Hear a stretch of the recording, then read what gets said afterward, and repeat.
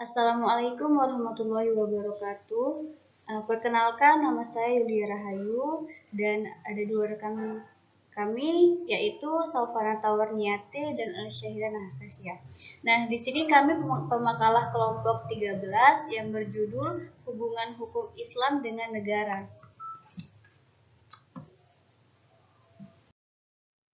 Yang pertama, kami akan membahas tentang pengertian negara dan agama.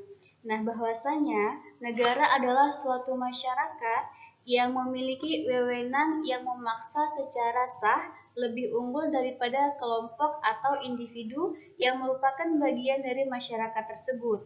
Ada juga pendapat lain yang menyatakan bahwa negara adalah daerah teritorial yang rakyatnya diperintah oleh sejumlah pejabat atau yang berhasil mewajibkan warganya untuk taat melalui kontrol kekuasaan.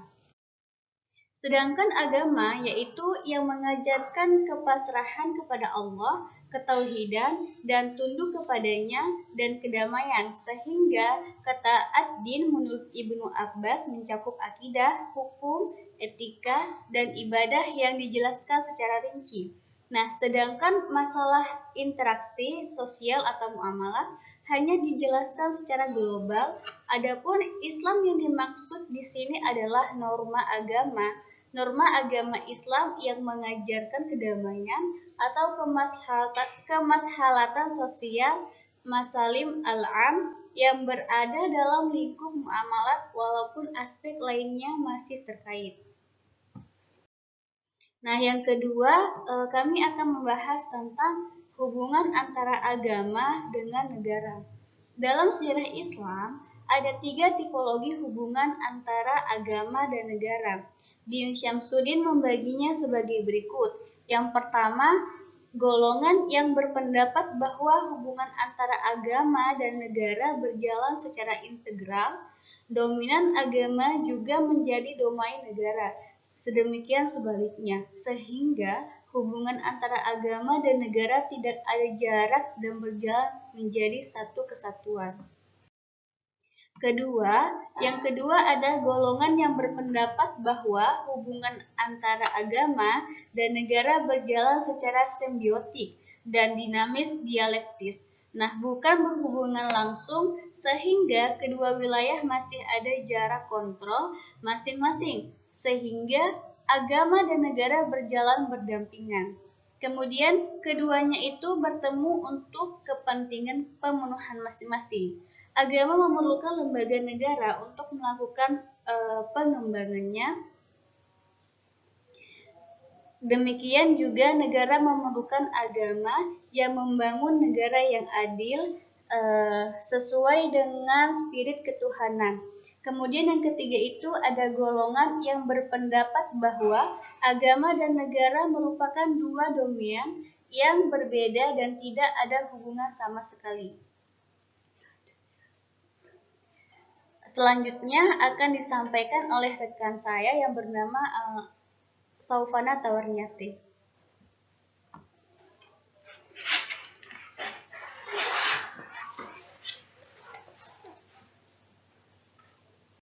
Di sini kami membahas tentang 3 teori. Yang pertama saya akan menjelaskan tentang teori paradigma integralatik atau disebut dengan unified paradigm.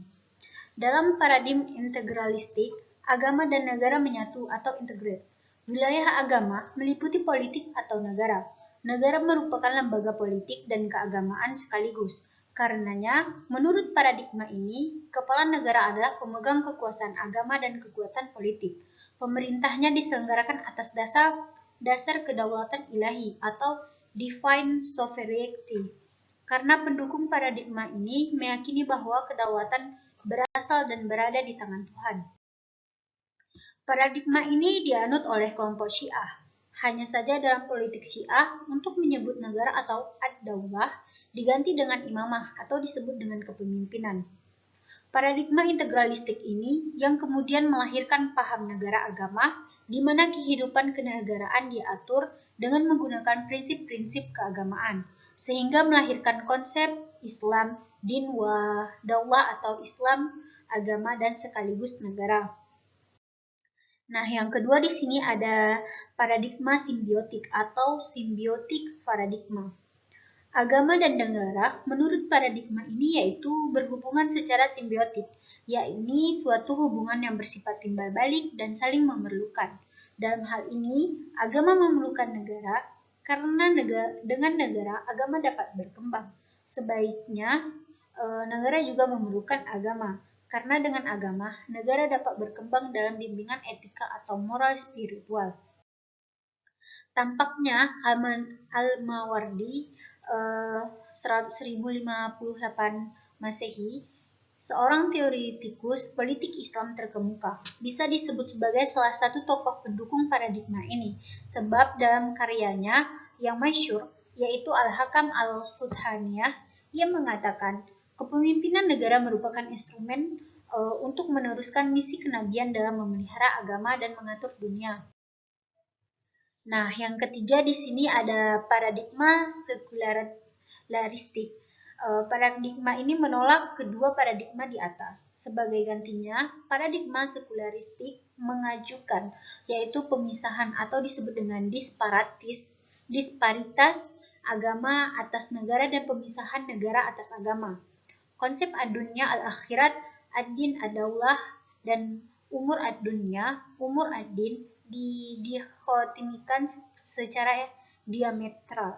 Dalam konteks Islam, paradigma ini menolak pendasaran negara kepada Islam, atau paling tidak menolak determinasi Islam pada bentuk tertentu dari negara. Selanjutnya saya kembalikan kepada moderator. Baik, mungkin hanya ini yang dapat kami sampaikan. Terima kasih kepada teman-teman pendengar. Kami akhiri dengan wabillahi taufiq wal hidayah. Wassalamualaikum warahmatullahi wabarakatuh.